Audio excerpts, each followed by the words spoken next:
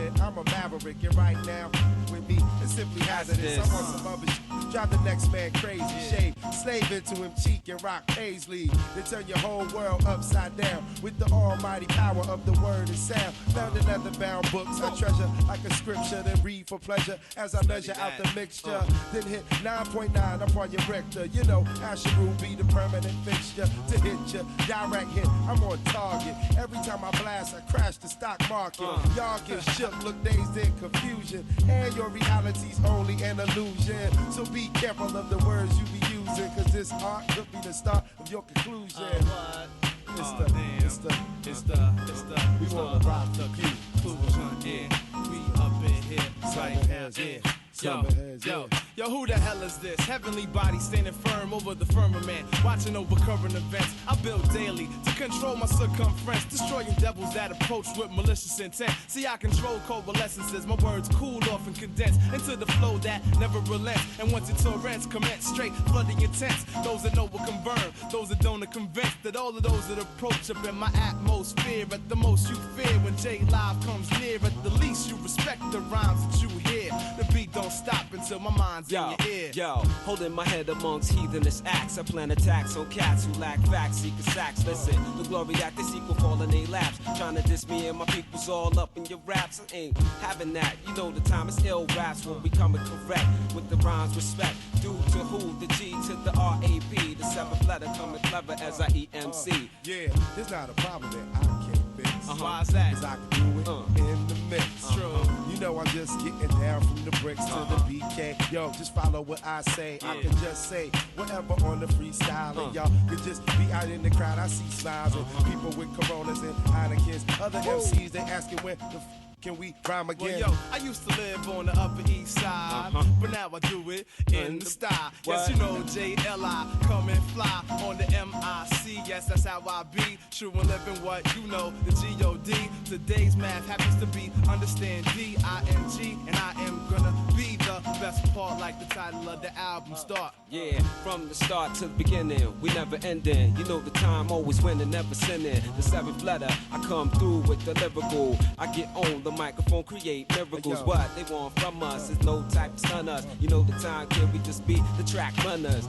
Keep it moving when I catch my breath. So Asheru, I know you got it, baby, funky today. Hey yo, you could try and get with the scientific process of my follicles. Make a diabolical schemes, making dreams deferred. Eat vision from the third, make you shrivel like a raisin in the sun. Where I'm from will never be forgotten. So when my structure rotten, the higher I will fly away home. But not in the sense you may be thinking. The far eye never stop blinking. Death comes to those who hold their breath, waiting for a white Jesus. But I think he just Satan in disguise. Perpetuation of lies and propaganda only slander the integrity of my people. To make it so we'll never be equal in the eyes of the world. It's time to rejuvenate like a squirrel. Get your mind off the swine, refine, become divine, and shine off your very own spiritual light. Cause you will never understand the plight of the true Israelite. And we rock it for you. You know we coming on the 1 to 2. You just rock it for and you. You know J Live, true, but check it out. I took a vow on July 13th in '98 that I never again bear witness on the pen to the listeners who intend to let my reign end. So this man on the mic knows not about friends. You can see me backstage during Miller time or something, but my battle rhymes beyond banging, they speed bumping to slow you in your tracks while your points get straight. Your vocals seem taxed, your rhyme book is getting raped, pages banged out till it's too banging to give birth to another premature weak bastard of a verse. So if you got a silver bullet, better blast it first. I'm like a werewolf, your job is to quench my thirst for the blood of the worst MC within a 3-block radius, and Grandmaster Blue Butt bounce, which leaves no one else but you to suffice my appetite. So don't tell me how that last week rhyme don't count. It's all subject to my approval. It would behoove you to say no and go and tell somebody you trust that your worst nightmare came to life on stage. But nah, you rather sit there waiting to bust some unreasonable facsimile of the kind of that the true school graduates love. I got a couple right here for an example. So yo, rap, why don't you give them a sample? Yo, in the matter of minutes, I organize my thoughts, my mind working overtime to excel in the sport. These cats are getting all covered what they thought was a way to alleviate being second rate. But let me tell you, there's no escape from fate. Either you doing great or take a fool from the next place. Speaking on these heathens, scheming better off pipe dreaming. Yo, I got instructions for sucker nigga production. What's your function? Heat things up just like like a Bunsen. Burning slow learners become late earners. Hoping my words got me shivering, reconsidering what I'm getting into. Trying to fog up the mental, but my focus considered potent by those who know this. Thinking that they figure my flow, I let it bounce though. I got greater deals to deal with. Goals accomplished like missions. Now I got a pot to piss, so to speak.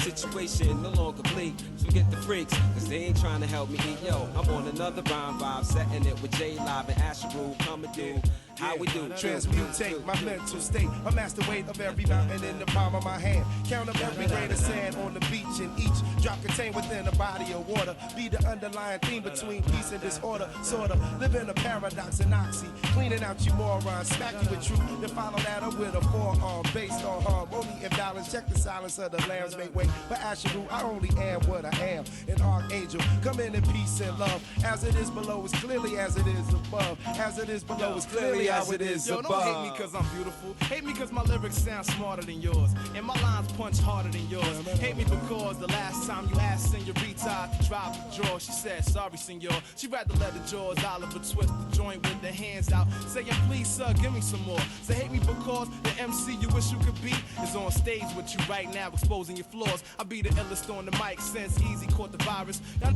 on my is just secret admirers, but I couldn't be stopped doing the $150 illest stolen squad car, spray painted. The cops with sirens blaring, state troopers staring, and chopper 4 sky cam live with the play-by-play. But you wishing that was stopping me, cause right now, you the only fool with the heart to be in my way. Yo, casket drop when they drop whack hip-hop, and never can stop, because I never will flip-flop. I move with the improvement.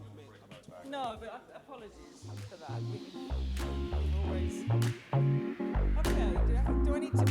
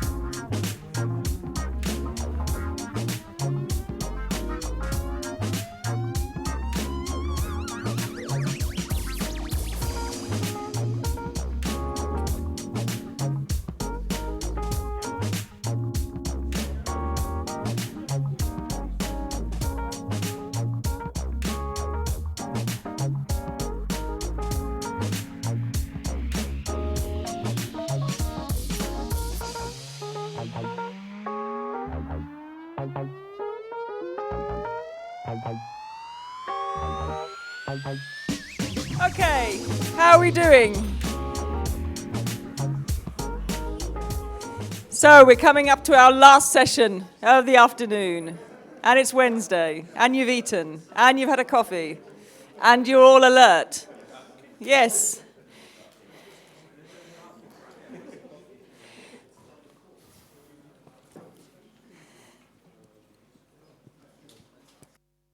Okay, super.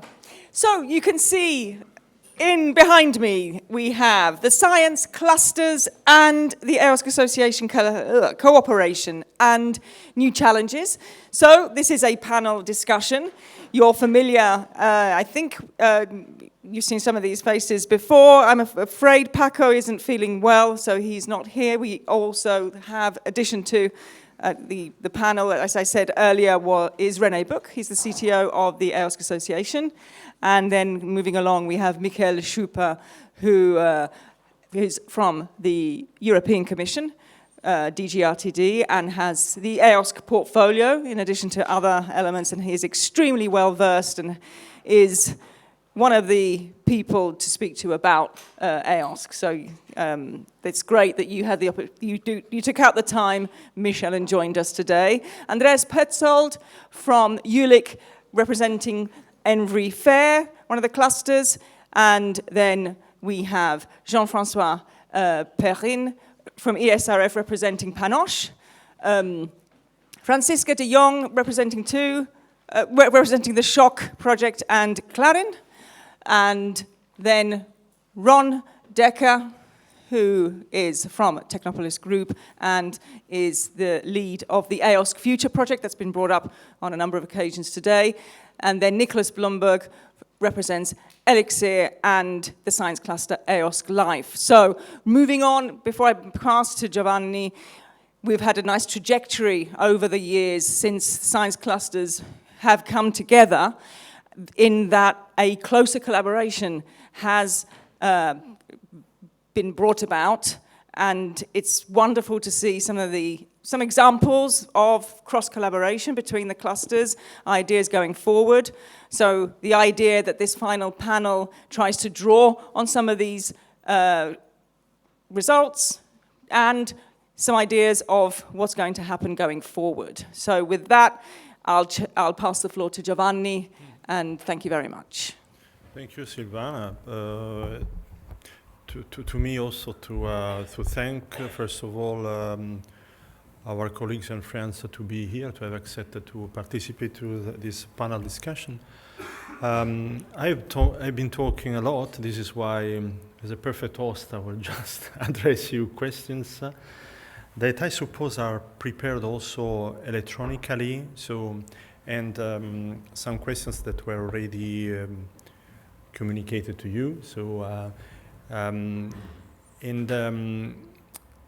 so we take advantage of the presence of Michel to address the first questions. SCL stands for Science Clusters. We have been telling the story, and also yesterday referring to the fact that the science clusters are acknowledged in several circumstances.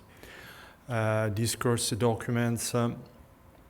As an example, Michel, I report the fact that we were mentioned with some specific value in the ESFRI roadmap and landscape analysis documents, in the updating of the particle physics strategy document in 2020 and other documents. So, and of course, you have been following us along these years. So, would you like to share your and the EC evaluation about the science clusters that was originally a tool built by you to support the fairness of data? And the second question is, how should the science clusters and their research infrastructure ensure that their cross-RI services and open science project can be consolidated into EOSC from your point of view, from the point of view of the European Commission? Thank you, Giovanni. Do you hear me? Yes, seems to function. Very good. I'm discovering the first question. I did not know about this question, but that's no problem. I did speak with my colleagues in the REA agency, which is in charge of monitoring your grants, and actually I got very positive feedback about ESCAPE. I don't know all the details, of course, but in general, and from a policy point of view, then taking my hat in DGRTD, we see, of course, a big importance of the work by the 5 clusters, because if we want to implement EOSC as an ecosystem with many stakeholders, as you can guess, we need strong and structured communities. And you can think about these aspects for the uptake of open science. You can think about these aspects for the verification of research digital objects coming out of the research process, and so on and so on.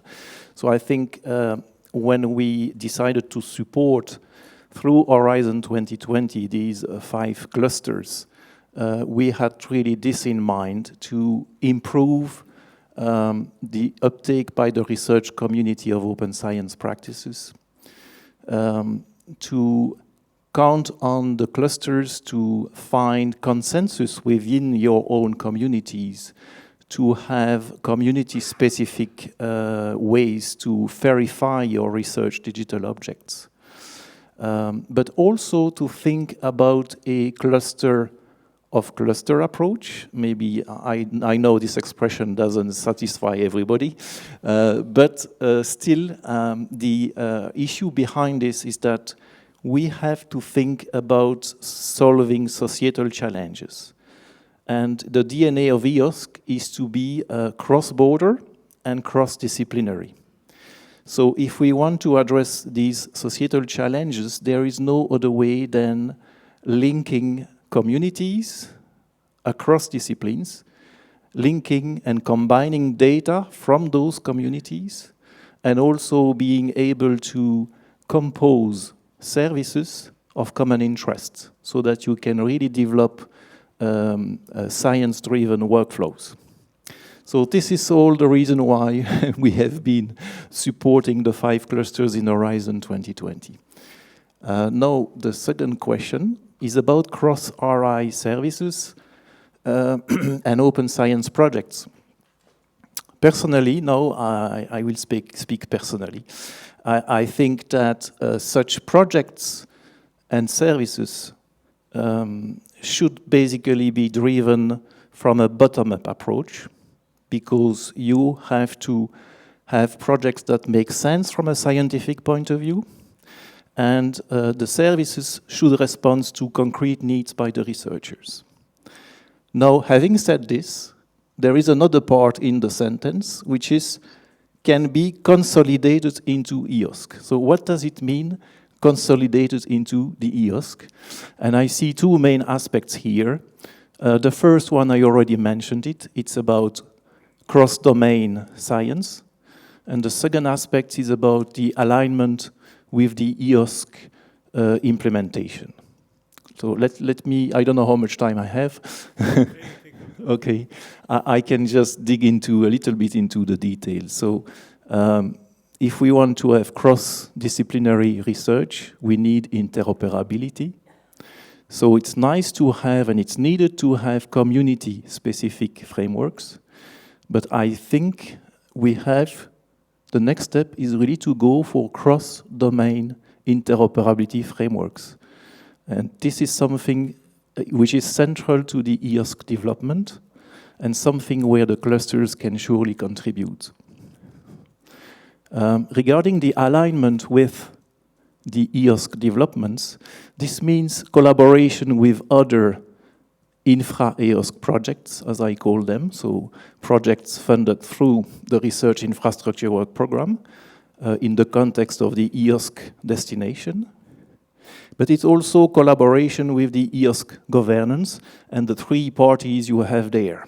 So the Commission, the Member States and Associated Countries, and the EOSC Association. Because it's very important to link any activity you do to existing strategic research agenda that have been agreed between the 3 parties. This is really the way to consolidate your activities into the EOSC. So we have a strategic research and innovation agenda. We have 3 general objectives. You might know them. I hope you know them.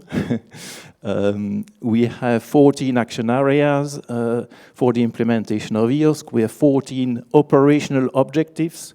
So my advice, if you want to do your activities in a context of a consolidated EOSC, is really to link your activities to those strategic operational objectives.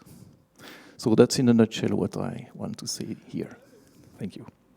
Michel, I'm between the fact that I have to respect the time because we have an important number of distinguished panelists, and we have also a set of questions. However, I cannot resist to at least ask if someone wants to react or ask a question to Michel or address it to the European Commission based on what Michel has just said. So do not hesitate.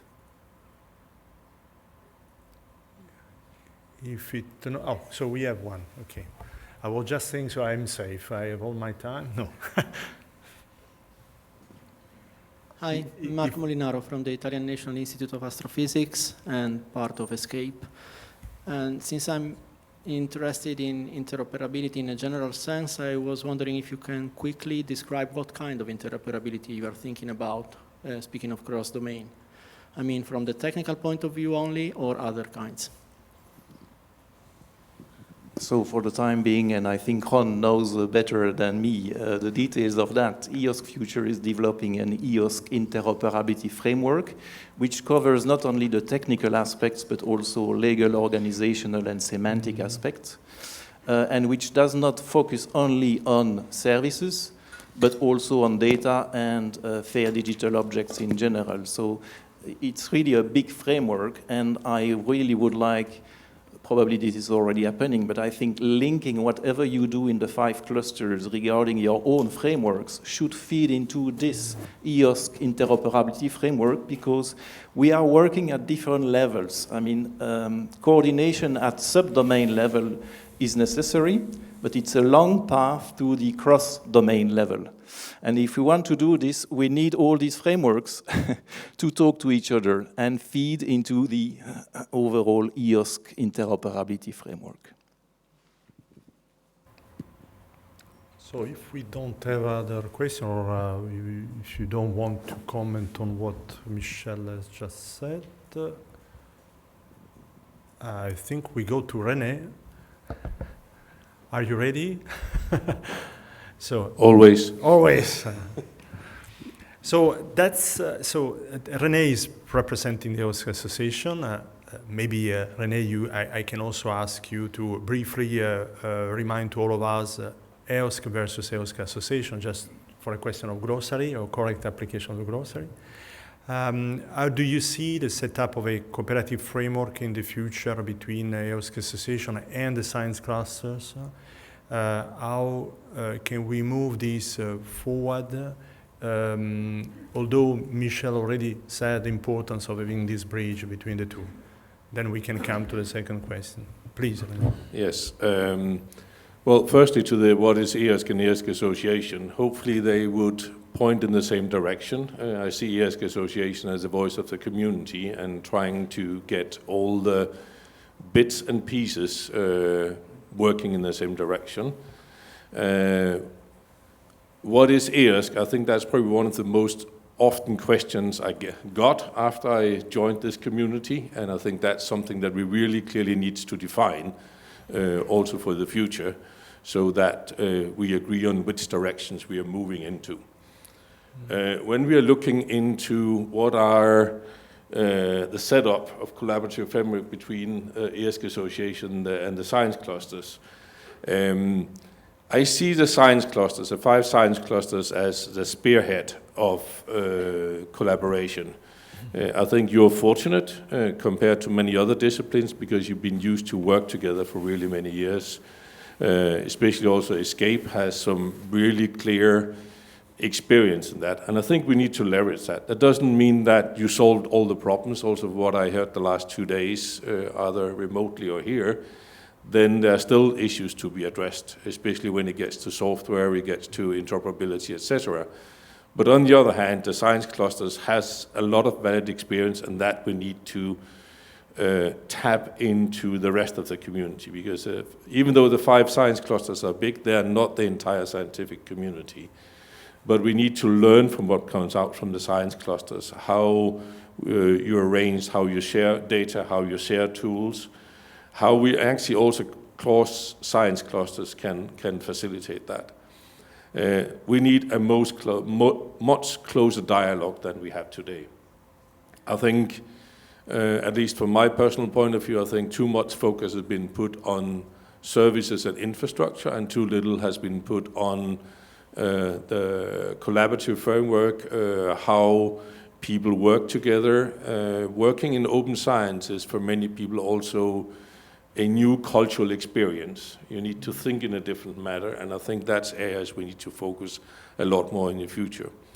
That also goes for knowledge transfer. It goes for how do we reuse tools, and it's very nice sharing tools on GitHub, but it's not necessarily the same as others can use it. So we need to be sure that we can leverage the tools, the services, the experience, the community for how to work together within disciplines, but also cross disciplines. And we cannot take that onwards also to other areas. So I see a lot closer interaction between the science clusters. We had good interactions with a number of you already. This is definitive things that we have high on our agenda.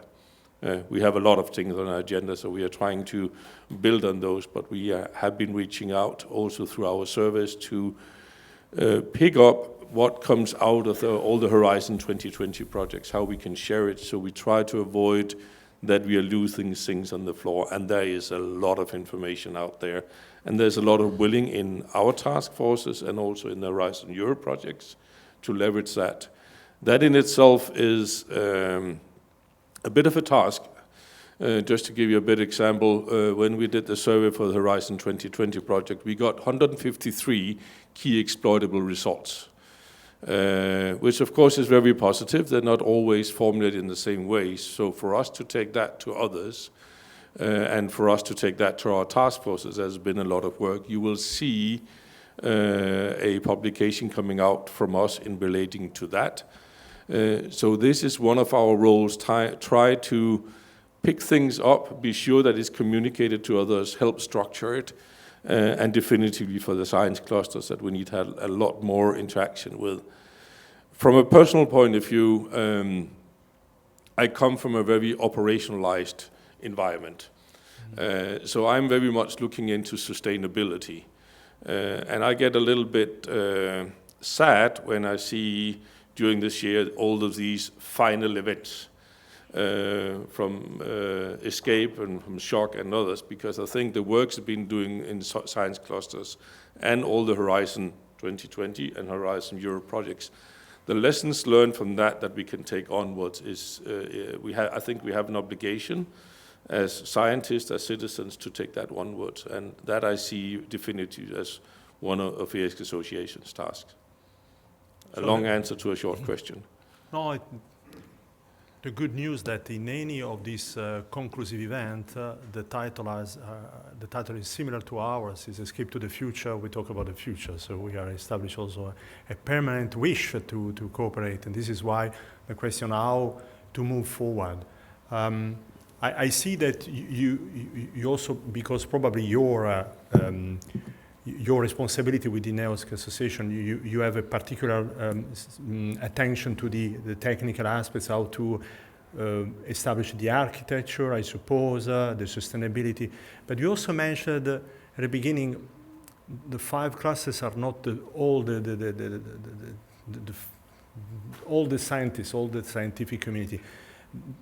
I want to understand, what do you mean with this, that there are other disciplines that have that are considered outside the clusters, or that the cluster, each cluster by itself doesn't represent the domain to which they have been built on? I'm pretty sure that you're pretty good at representing your domain that you're working in that sense. So that was definitely not a hint in that direction. What I meant in that sense that there are less well-organized scientific domains out there that we also need not to forget. And I think a lot of them can learn from the lessons from the science clusters and the organization. That's why I said I see these 5 science clusters as a spearhead for some how others could organize. They are definitively, and it's just from my point of view also not just to focus on the 5 science clusters, but to look at not just the long tail of science, but all the other scientific areas that is important to solve the problems that Michel was talking about. And I think they can learn from this. And I come to the second question, and then probably I will ask the colleagues if they want to interact with you, since you represent the EOSC Association today in the panel. There is also the question how to combine, let's say, the regional dimension, universities, institutes in different countries that by themselves are members of the EOSC Association, with the ESFRIs or the world-class ARIs that are producing, in some cases, as in our domain, consuming the data for the success of EOSC, and more largely for the open science data commons in Europe. Is this kind of puzzle discussed, tackled already within the EOSC Association board, the EOSC Association governance? Or it comes out naturally?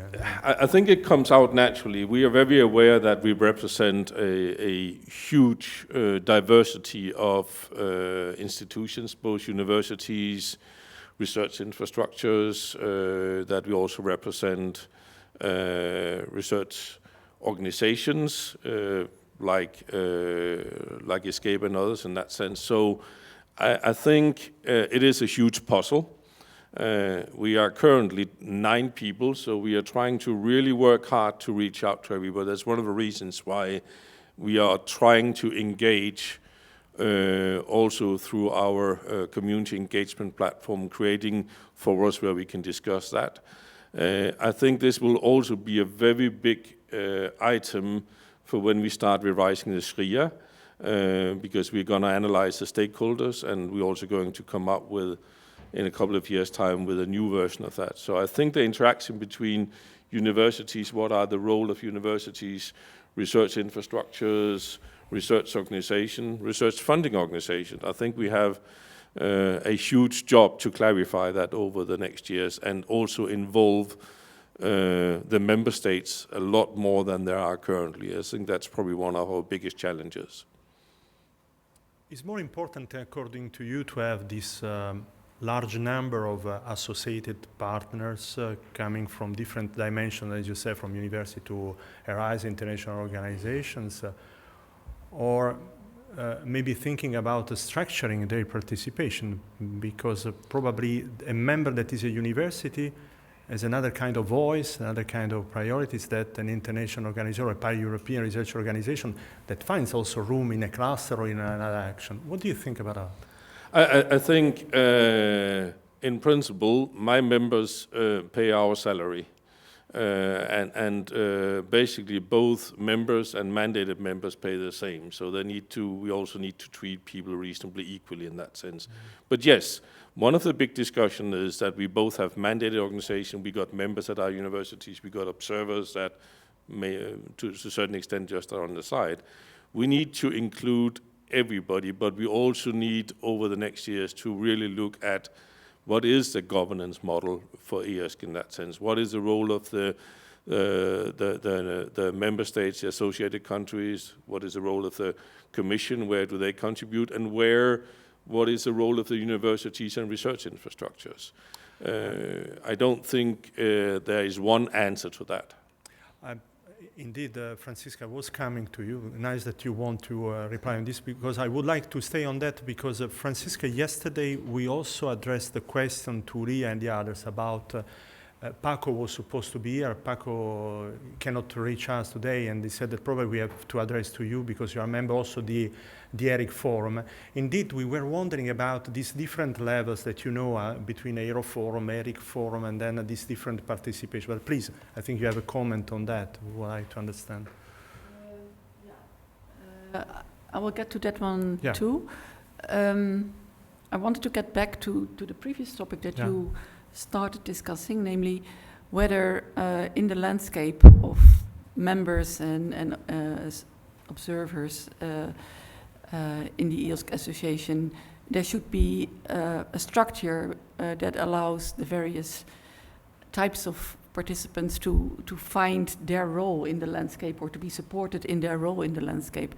And I agree, I understand you say they pay our salary and they all pay the same, so they all have the same weight. But I think the members do expect that you will help us all to structure the diverse roles that we have. So the fact that many research infrastructure, I represent research infrastructures, that many of them decided to sign up was not because they perfectly well knew what was the consequence of signing up, but it was the trust that it would be good to be there, so because there would be emerging models that would help us play a role in a more strong and cohesive way. So, I do think the same would apply for universities. To get back to your other topic, many of the research infrastructures, especially the ERICs, work together in the context of ERIC Forum. There are the 24 ERICs right now. Many of them signed up with the same intuition, trust that it would be good to play a role, to be informed, to be able to contribute the strengths that are already in place. And also, by the way, because the ERIC Forum also has adopted a cluster structure, which is reinforcing the concept.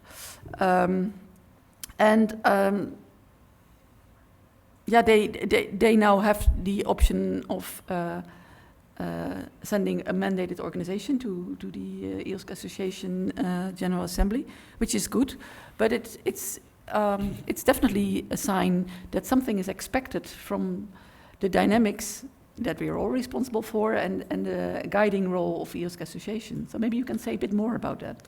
I think there's two aspects of the guiding role. Gets a little bit back to what is EOSC. It's one of the reasons why the EOSC board is going through also a strategy process to help define that in that sense. When I was answering around the different type of membership, is because in principle we had to serve everybody. And we have groups like the mandated organization talking together. We should definitively have the same for other interest groups in that sense, but this is a bit also up to the board to define what strategy we are approaching there. There's a lot of discussion going on. We're not going to solve everything year one, that I can assure you about, but we are trying our best. The most important thing is that we try to get the communities together and the interest levels together. And I also think if we look, for instance, in our task forces, I think there is room for more. That can also be interest areas like what we just talked about here. The final structure I don't have an answer on because it's not up to me. This is up to the board to look into. Okay. I think Niklas will want to comment. I just want to pick up. Yeah. Now it works. No. Okay. I lead a large data infrastructure, but this is beyond me. I wanted to pick up on sustainability, and I think there is a really important link between sustainability and structuring that the community and for different actors to understand their roles. If we, as you said, many universities, research institutes, and research infrastructures are members of the EOSC Association. But this means for many of the same institutes also have facilities that are part of the distributed research infrastructures, or in, say, the particle physics or the astronomy community have institutes that really are part of the community, have contributed to the sort of collective developments within the ESCAPE cluster. And I think it's really important to provide clarity on how these things come together for the leadership at the different institutions, because at the end of the day, the EOSC partnership will work on a co-funding model from the countries where this in-kind contribution from natural funding is part of the partnership. And so I think the clarity on what can be brought into the partnership at in-kind funding and what is really new money in the system will be a really important contributor to sustaining the services that we have built collectively over the last couple of years and anchor them in permanent entities such as research infrastructures or national institutes.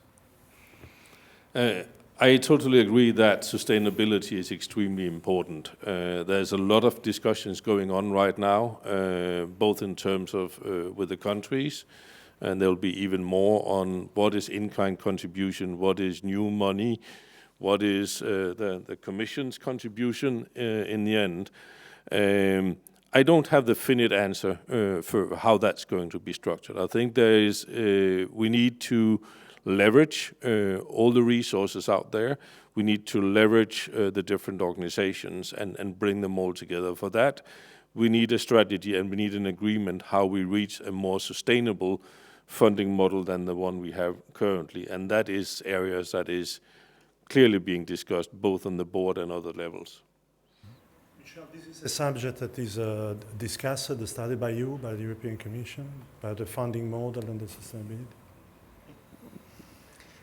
It's a subject which is discussed in different contexts. I would say first, there is a task force on sustainability active in the EOSC Association, which is mandated, and some people here on the table are contributing to this, to develop models for the three strands, meaning the EOSC core, the EOSC exchange, and the federation of data. So that's an ongoing activity under the umbrella of the EOSC Association, and that's very important, of course, and happy to see many Erics and other... And you also count in this working group, these task forces, in the others, participation of scientists from different clusters, including ESCAPE. So that's a very important think tank, of course. Now, beside this, the discussion is now being initiated at the level of the EOSC tripartite governance. So this is a subject that we will notably discuss in Prague, just back to the EOSC symposium, to see what would be the funding governance schemes for the EOSC after 2027, so after the end of Horizon Europe. We have already to think now. We have a window of opportunity to set options and dig into a set of options that we would like to implement from 27 onwards. Yes. Thank you. If there is any reaction, I will go further. Okay, so now we come to you, Ron, as coordinator of the EOSC Future project. The question is, how can we consolidate, again, consolidation, the EOSC Future approach further in order to have an efficient operational pan-European infrastructure landscape with the e-infras, the pan-European e-infrastructure, and further the implementation of open science, where both should be more aligned and respond to scientists' expectations. And we also use a picture, a graph that was made by some of you, by Niklas, by Andreas, so representing more or less a global view, including also the science clusters. Yes, thank you, Giovanni. Well, basically on the left-hand side, there is part of the answer of what it is about in this EOSC, this European Open Science Cloud. And for me, it's technology, and it's digits, and it's computing and storage and the data. But let's not forget, it's about science and it's about people. What I didn't like in the last questions to René is that you said, how can infra and universities work together for the success of EOSC? I think it should be for the success of science. If EOSC cannot encourage or nurture towards better science, then what are we doing EOSC for? So for me, science and scientists are key. And even if you go to the research infrastructures, this wonderful machines, etc., but it's about people. And what you saw in this EOSC is bringing together these cultures, because in a way it's different cultures. The e-infras have a long history, and so have the research infrastructures. And I think what we try to do in this EOSC is in the middle, is this open science, to try to bring these worlds together and make a platform for the researchers where they can use the data, search for data, combine the data, etc. And I think the complexity with EOSC is what is EOSC depends on who you're asking. for this researcher, it is about this data and combining and have storage capacity and facilities, etc. But if you go to the research infrastructures, I think the main role of EOSC is to unburden the research infrastructures. If they don't see a benefit in connecting to the EOSC, why do all the effort? And here I do think you need to distinguish between small and large research infrastructures. The big ones, the ESFRIs, the ERICs, they have all the facilities. They can do AI and accounting and cataloging, etc. But if you are at the university and you have data, where to go to, if you have a tool, how to make it known to the outside world, I think and I hope that EOSC can play a role there. And then we have Michel's dimension of the community, the countries and the research funders and the finance people who have to finance all this. And for them, I think EOSC is also a platform where you can bring together these data and tools, and you can do it on a European level. And I think that's also the characteristic of a platform, bring it together in one place. And that doesn't mean that you have to shift all the data, etc. Data stay where they are, etc. For me, and I think on this country level, and European level, it's also important that you give good and equal opportunities to researchers in all the countries to make use of the facilities and the data that are available. And for me, that's the main goal of this EOSC, to make it easier to find data, to make it easier to use data or to use a supercomputer or a computing cluster. And for me, again, on the left-hand side, it's bringing together these communities. Thank you. Comment from the room? Questions? One more question. Yeah, hi, this is Raymond from SURF. Quick question, going kind of back to the business models and the current model that we have. So we have EOSC Future, which is mostly about the core. The core will be co-developed in the next program, we believe.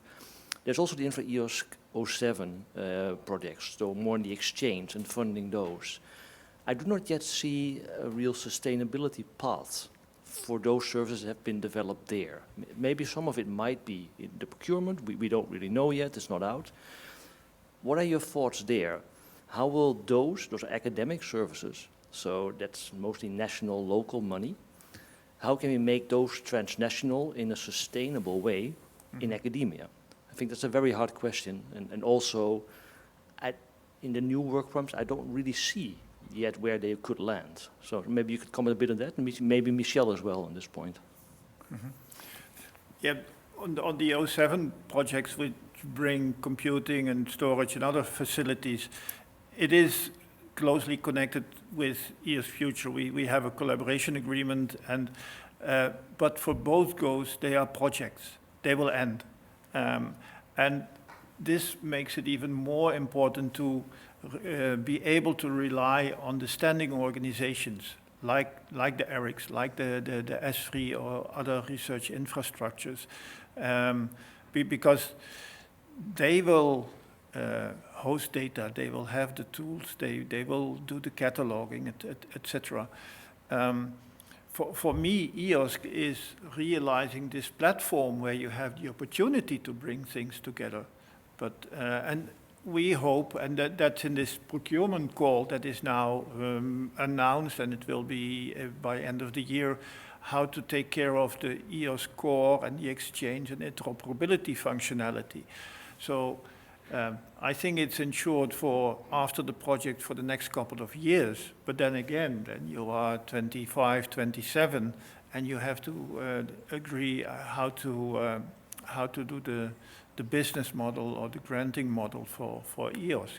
And I think also René mentioned looking ahead in a new strategic agenda to discuss this. Well, yes, thanks. Okay. No, Michel, do you want to add anything about it? I can only agree with the statement which has been done. I don't think we have final models to cope with transnational services. It's nice to have cross-RI services, but we need also cross-border and cross-domain. So these three aspects have to be covered, and I don't think we have the model yet. Actually, in a way, I can return the question to you, because I think the clusters and the 72 RIs contributing to the 5 clusters are very well positioned to test new models through use cases. So I think my response would be that we are very much interested into future use cases run by the RIs contributing to the clusters in order to test models and options. Yeah, just very quickly react to that. So I would like to echo what Nicholas was saying before. The in-kind contributions might be very important. As you may remember, PRAISE in the past has worked in a kind of an in-kind transnational model to share resources. Perhaps that may also work on a grander EOS scale to more easily, let's say, also bring those partners in, let's say, computing and storage that are not necessarily tied directly to the RI, but are from national resource and academic providers that could then exchange these things. You might think a little bit along those lines, as they have worked to some degree in the past. Okay, I think Ron wanted to add something, yeah, then Francisco. Just perhaps. It is a hot topic, sir. We will spend a full hour about this. Well, yeah. Easily. But I have plenty of questions still. Let me try to make it smaller and give one example. And if it's crap, then it's crap. One of the work packages in EOS Future is about procurement of commercial services. And we are exploring this, asking researchers and research infrastructures, what should we procure? The approach in this is what we call aggregators, and it can be a research infrastructure that acts as an aggregator for a whole group of researchers towards this commercial facility or commercial data.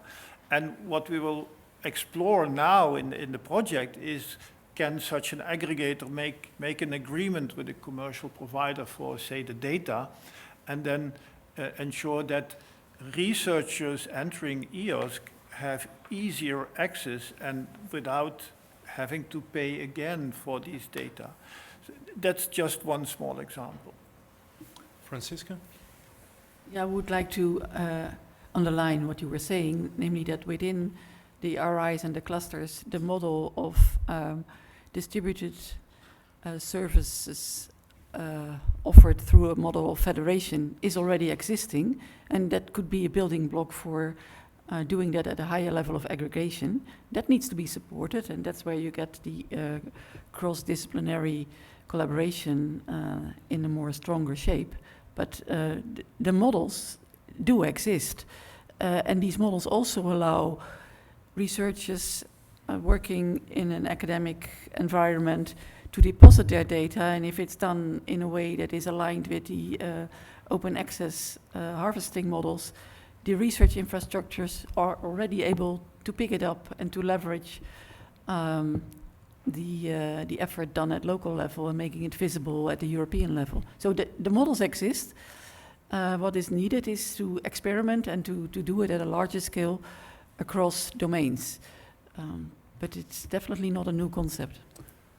Okay, thank you. I take the privilege to add one comment. First of all, that in the case of the ESCAPE scientific domain, the totality, I can say, of the computing storage resources supporting the ESFRI projects are coming from national agencies, national institutes.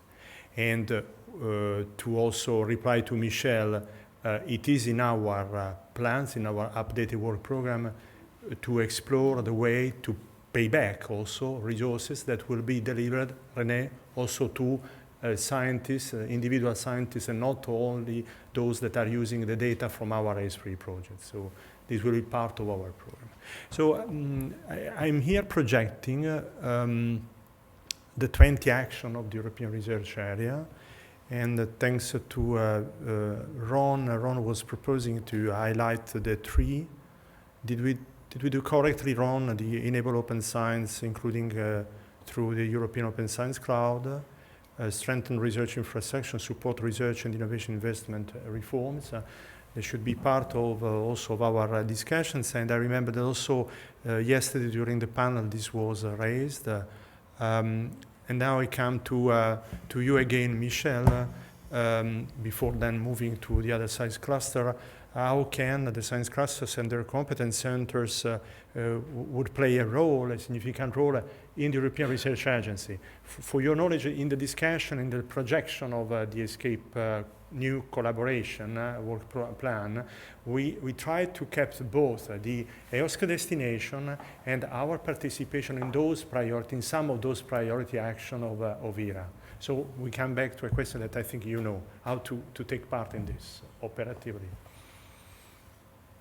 Sure. So let's remind that the objective of ERA is to have a single market for research, and one dimension, key dimension in this objective is to have a free circulation of research knowledge. And I think this is where EOSC and other initiatives can contribute in Action 1, which is related to the sharing and reuse of research outputs. So that just to fix the question into the 20 actions. I don't think all 20 actions are relevant in this case. No. But clearly, from our side in DGRTD, Action 1, 2, 3, and 8 are really goes together because they all relate to open science deployment in the ERA. So Action 1 is the sharing of knowledge. Action 2 is about reviewing the legislative framework, especially the data regulations, so that they are also fit for the exchange of research data. And Action 3 is a prerequisite for the EOSC. It's about reforming the assessment system for researchers, and institutions. So we believe that the change of cultural behavior by the researchers, and especially the young researchers, is essential if we want to have an EOSC which is full of resources. We can implement many services or develop many access services and so on. In the end, we need the researchers to share and reuse research objects, being publications, being data, being software and codes. So that's for the ERA. Now you refer to the competence centers that you have started to develop and you want to extend in the future. Yes, from our point of view, we would like to tap into the expertise you have developed within the 5 clusters. We believe this is, of course, useful for your own communities of users, but we believe that there is also a responsibility of the clusters to share this experience, as René just explained also, with communities that are less structured, less advanced into the uptake of open science practices, less equipped for the verification of their research data, and the communities who do not have competence centers. So that's really an effort that the Commission would like to ask in the future to the 5 clusters, to also share your experience beyond your usual community of users. Okay, and then what kind of competence are we speaking about? I think I already mentioned that it's about open science practices, it's about verification of data, it's about training material that you all have developed in your own community, which can be reused by other communities. It's about community tools that you have developed, which you can also share. And so on and so on. So I think you have developed a lot of things. You have reviewed the ESCAPE deliverables yesterday and projects today. Use cases as well are key outcomes that should be shared in the future. Actually, the EOSC governance is also planning to develop a catalog of best practices. And I really would like to invite, if this is not done yet, to the clusters to to promote the best use cases you have that could be inspiring, again, to the other communities, research communities. So that's what I would say at this stage. But I can tell you that, take the freedom to say that it is quite encouraging because we had the same reading. So, and now we want to structure the program, taking exactly as we are presenting the things. So we are on the same page. We'll continue. Maybe one more remark. If we want to contribute competence centers to the ERA, our aim is really to reduce fragmentation. So the point is not to have a multitude of competence centers that compete between each other. So a networking approach, a pan-European networking approach is necessary. We know that there are many competence centers developed in various communities at national level and so on. So the idea is also when you develop and evolve your competence centers to always have the networking in mind. Okay. Stephen, do you want to comment? Yes, please.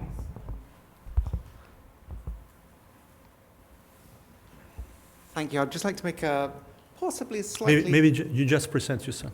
Just right, introduce so yourself. I'm sorry. I'm Stephen Sargent. I'm from the Open University. I'm the lead of the Citizen Science work package in ESCAPE. And in that capacity, I would like to make a slightly, possibly provocative remark, and that is that with regard to those ERA actions, we've highlighted previously 1, 2, 3, 8, and 20. I would like to make the case that we should also, in this context, not forget number 14, to bring science closer to the citizens. And that isn't just because citizens are potential users of EOSC. It's particularly because, I would argue, crowdsourced data mining gives scientific functionalities to us as professional scientists that are not available in any other way. You can do things with this technology or this human technology that can't be done in any other way. So I would. So I leave that there, and I hope you can react to that. And please. It is not provocative. I mean, we of course agree because from an open science point of view, our strategy in the Commission is to address several pillars, and citizen science is a key pillar as well. So no doubt that this is important. I didn't mention it because I was thinking, okay, I'm speaking to a research infrastructure community. But this is an element of research infrastructure and surely a very important element in the open science deployment. Sure. You're talking to a community that works around the ERIs and the ESFRIs, but at the same time, many of us in our institutes, in our university, commit to the societal engagement of science and what we do. Therefore, we always try to combine the action that Stephen leads at the European level in ESCAPE with the actions that we bring into our local context. There was a comment probably from... It's me to apologize for this top 3. I was focusing on the research infrastructures, but yeah, it's this number 14. But if you look at it, number 7 is relevant as well, because bring this knowledge valorization closer to society, and perhaps instead of citizens, you could say society. We are doing a lot of effort in open access to publications, etc.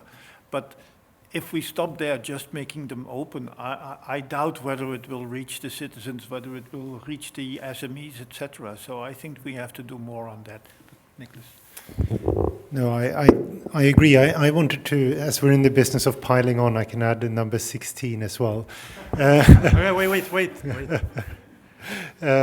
Which is about broadening access to excellence. And I think for EOSC Life, this was really one of our sort of core objectives. So in the life sciences, most of the research infrastructures are distributed. They bring together national facilities, and these national facilities often have quite varied specialization. So there might only be a few facilities in Europe that have, say, a super resolution microscope for cellular imaging or things like that. And one of the things that we set out to do, and I think this is a role for the research infrastructures in the era, is really to allow young scientists to do excellent research with access to these advanced facilities or these advanced instruments without having to move to a large, say, Western European university where this is part of the university core facilities. And so you should be able to be an ERC grantee, a starting grantee, without having to move to, say, for argument's sake, the ETH in Zurich to get access to these microscopes as part of your research. And I think that interplay between sort of the facility access part of the research infrastructure program and how we then enable advanced data analysis through the more EOSC-focused collaborations in the research infrastructure program is incredibly important, because that is what allows these young scientists to stay at their home university or freely pick a university base without having to sort of pile on to already well-funded universities that have these advanced instruments in their basements. So I think that's a really important role for the research infrastructures in the ERA landscape, and it's often not talked about, but we saw that as a core part of EOSC Life. Nicholas, allow me to conclude on this subject saying the following. Is not a joke. It's the fact that if we spend the remaining 49 minutes on this topic, Michel, you are going to discover, the European Commission is going to discover that the 20 actions are in our target. We are concerned by all of them. So in my opinion, we have been saying and also writing in our common position statement document, in all these actions, the cluster can have can bring an added value because we are concerned. And the cluster as a tool is a successful tool for convergence, for aggregating intents and have an impact. So I change, but I stay on you, Niklas, because I think you are the next. We want to hear also the specific voice of the domains of the clusters. For not only yours, for the panelists, we have been discussing many times these 2 days in different circumstances about the software. We had from the beginning the feeling that was neglected in the first documents and the first intention of the EOSC declarations. Now these software is included in digital objects, but there is a lot to do because software is at the center of the workflows, of the analysis and the excellent science. So their preservation, the need to further development together the software are key challenges in most all domains.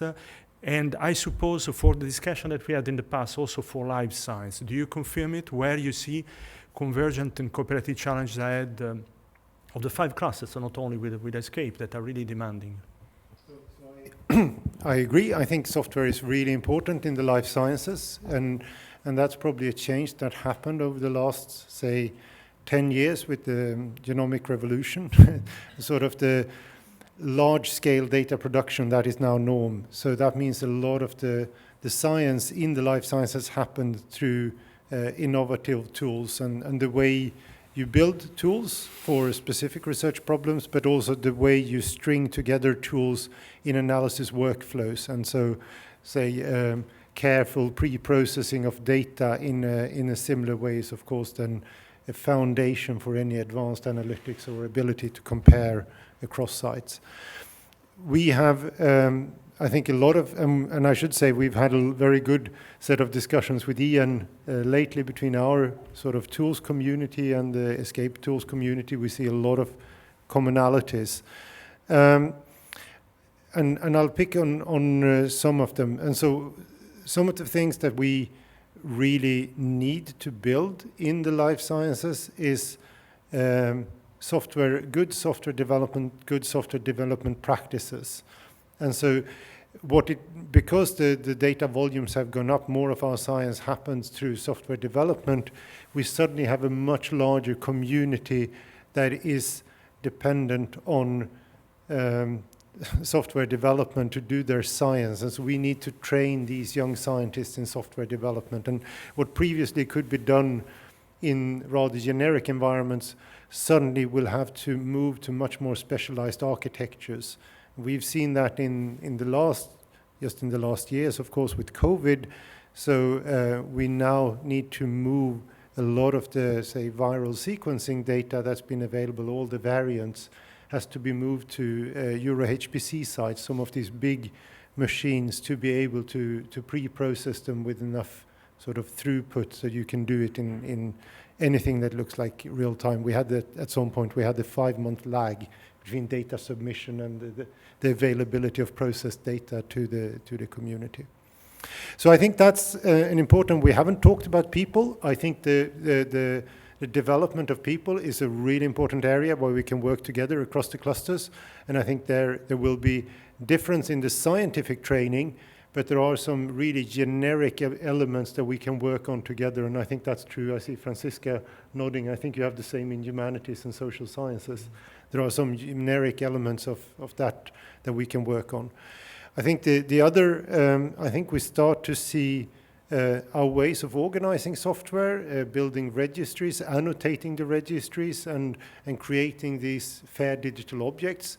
We see commonalities, and that's, of course, an area where we have a lot of diversity because we come from different backgrounds. And I think an important role for the clusters have actually been to argue for that diversity in the community. There are often pressures from some groups or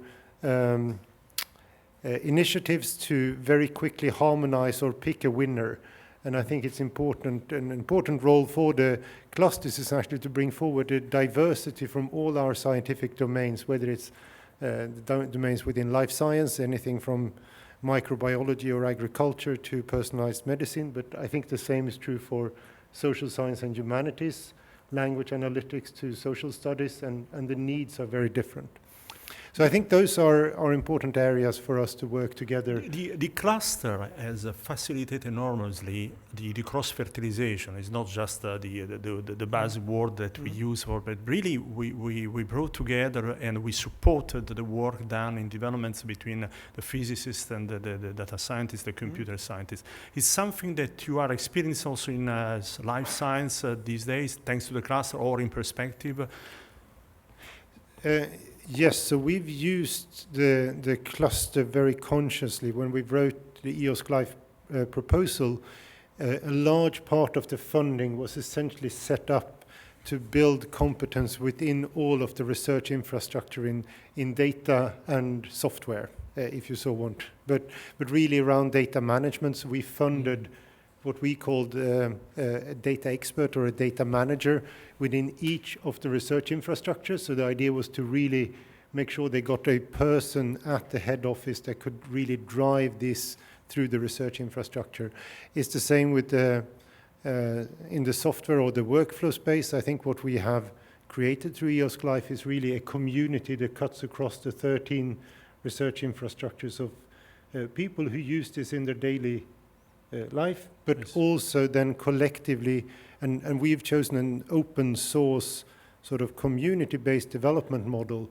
So that's the part which then will be sustained. And I think that's another area where we can probably work together is how do we build and sustain these communities, and what are the skills that we need in the community managers to make sure that this can be sustained going forward.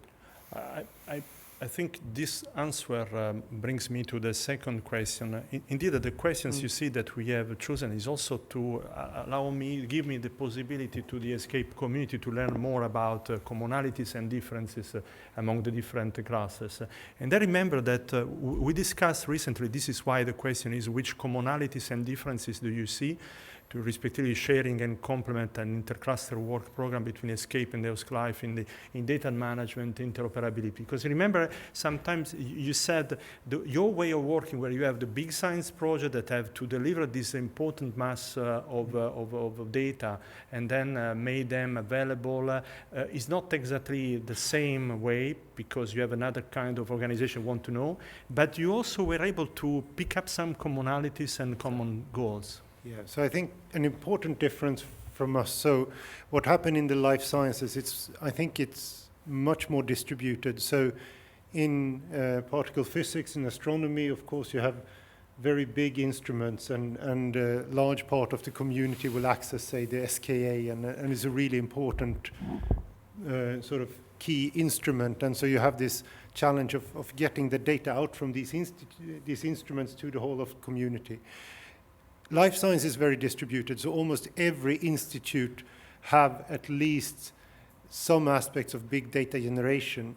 And of course, what you want to make sure is that those can be compared and collaborated on across institutes, so that, say, researchers in Finland can compare, say, the genomes of a cohort of breast cancer survivors with a similar type cohort in Spain. And so you have this challenge of sort of mobilizing data from a lot of places, and then making sure that that can be brought together and then cascaded back out to researchers that sit on thousands of institutes in Europe and the world. So we have that sort of bi-directional. So we are naturally sort of moving towards very community-oriented and distributed solutions, simply because our data generation is very, very distributed. So that's a difference. A commonality, I think, is that also in the life sciences, the big science projects have been really important in norming as a normative functions for the community. And so we have, say, the big cancer genomics projects have really set the norms, the standards, the procedures, the workflows that are used to manage that type of data. And then the whole community, if they work on slightly different data, they benefit from the big science projects. And to some extent, they've also piggybacked. Once you have dealt with all the cancer genomes, if there are a few additional genomes coming from a small study, that doesn't really move the needle. And so, and I think that's a commonality we have, is how do we then work in these big science projects in a way that promote standardization and benefit the community over a long time. I think also that we can underline that our data lake developments that were at the beginning conceived for the management of a large volume of data. At the end, it is deployed with the end of the project, but we demonstrate with Data Challenge that is applicable to any scale, any diversity, any multi-size. So this is a kind of know-how or a competence center, as Michel was saying, that could merge also the competence and the needs of EOSFRI and work together in the future. Absolutely. I had a good discussion with Ian over lunch, actually, trying to understand the sustainability model. It's a perfect use. Yeah, exactly. That's where I see a lot of commonalities. And I bet that a lot of the framework that you need for orchestrate, obviously the software used to analyze, say, gravitational waves is quite different from personal genomics, but actually the framework for managing a community effort around that, I think there is a lot of commonalities, and that's probably a strong synergy. You are not surprised, but after all, everything is open source. Exactly. So it's applicable. Okay, thanks a lot, Niklas. And I come back to Franziska. Now we change. We ask Franziska about the social science class or the social science domain. And the question is the following. Social science sees in the future the synergies with the science class as a series of opportunities for transdisciplinary or explorative science cases, or this is what EOSC Association will implement.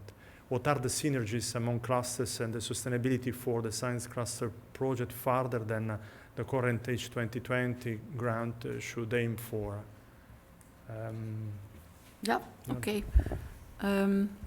So you ask for synergies among clusters, and of course I can respond to that from several perspectives. I think we've seen in SHOCK that, and SHOCK stands for SSH Open Cluster since the project is over. So SHOCK took a few very important steps in terms of interoperability of our services, aggregating the services we built, a common platform that allows the discovery of the resources that have been developed in the project and that were available in the research infrastructures beforehand. It's called the SSH Open Marketplace, which has, of course, also been registered in the EOSC catalog. And that comes with data, tools, training materials, workflows, and publications. So it's bringing a lot of context to the materials that we have made available. And that is an important side note because in this domain of social science and humanities, there are very, very many, very different communities. In total, we serve potentially 1/3 of the research population in Europe, so that's over 500,000 professionals.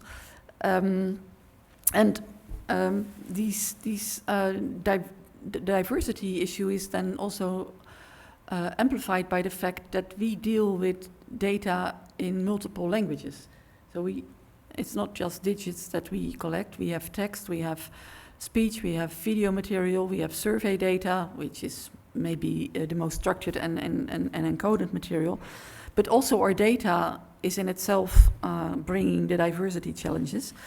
And one of the things that people working in the humanities have always been working on is harmonization of vocabularies because of the need to compare, to have comparative research agendas. There was always the need to harmonize vocabularies across languages, but we're good at that. We can also do that across domains. And we've started a number of science projects in the context of EOS Cluster. We are continuing that effort. So for example, there is a project on social sciences for smart cities and climate effects. Another one is on the COVID data coming from the life sciences and trying to combine that with data coming from the social sciences, so social media data, parliamentary records, newspapers, etc., all in multiple languages. But by working towards vocabulary harmonization between those two domains, it will become possible to study the effects known from the life science perspective, also from the behavioral perspective and the political perspective. And for an incredible new phenomenon, as a relatively new phenomenon as a pandemic, this brings very nice opportunities to study not only the pandemic itself, but also the impact on society. And similar models, we haven't done that yet, but similar models can be deployed for collaboration with other domains, for example, on the energy transition and how human behavior can be monitored in that context, or migration patterns or other global crises. So we're sort of ready now to collaborate with other domains beyond social science and humanities, and we also do it better now amongst ourselves and within a community of over 500,000. You can imagine there's a lot of unexplored areas for collaboration. So in combination with this distributed nature of all the data, again, textual data is not generated in a single facility. That is just existing in the wild, you could say, and it's reflecting all kinds of systematic behavior of humans and politicians and communities. And the distributed nature that comes with that type of data is this also an aspect of the way of collaboration in SHOC. So there we are very similar to the life science domain, but we're very different in terms of the diversity issues that we deal with. But by working together with the other research infrastructures, we understand our own nature better and become more strong in contributing our part to the entire puzzle, both in terms of scientific excellence and in terms of societal impact. So can we say, as Ron said, that if we put the science at the center, we are not yet and probably will never be at the place where we expect that the central place where EOSC proposed the accessibility to data is the place where we have interdisciplinarity, because you can bring and you can put into the cluster, you want to put in the cluster, in the SHOC collaboration, this kind of interdisciplinary research by providing the access to the data. And probably, and this is the second question, the ESFRI clusters have an added value in collaborating with EOSC for studying the global architecture, but at the end for bringing the scientific value. Yeah, definitely. And yeah, so when I'm provocative, I tend to say, I can say it again. The clusters will continue to exist even if in the end EOSC will not exist. Because we have built these clusters based on initiatives that existed 10 years ago already. And we will, because of the rather sustainable model of research infrastructures, international European research infrastructures, especially the ERIC model comes with strong sustainability promise because they are legal entities, so they can only be that because they have at least the promise and the preconditions for sustainability. So they can continue to build on the existing strength, and we will become stronger if we can collaborate, and if the EOSC layer comes on top, it will be more easy to implement our interoperability agenda. But even without EOSC, we would still exist, and I think that's a strength. It's not a weakness of EOSC, but it's a strength of the sciences. Thank you. Jean-François, so we come to PANOSC, that for our colleagues is the photon and neutron sources facility cluster. Similar question than before to Nick. So where do you see the current and future opportunities for synergies between the domains of PANOSC and ESCAPE? Bridges between these two clusters, what are the main differences from your point of view? Also reminding that when we go into the ESFRI contest, we are all together in physics domain, and then we don't have, we are not going to enter in the debate what is physics and how large is physics, but since we were already the champion of bridging sociological barriers, I can also target this new barrier to bridge. Yes. So PANOSC stands for photon and neutron inside the EOSC cluster. And the main difference probably lies in the communities. We have a strong user community, but which is, if you look into the community, you will see people are coming from very different scientific fields.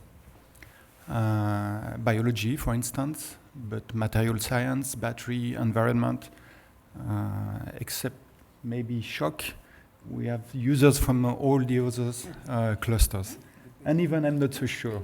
You do studies on we have cultural heritage. Cultural heritage objects. Okay. Yeah.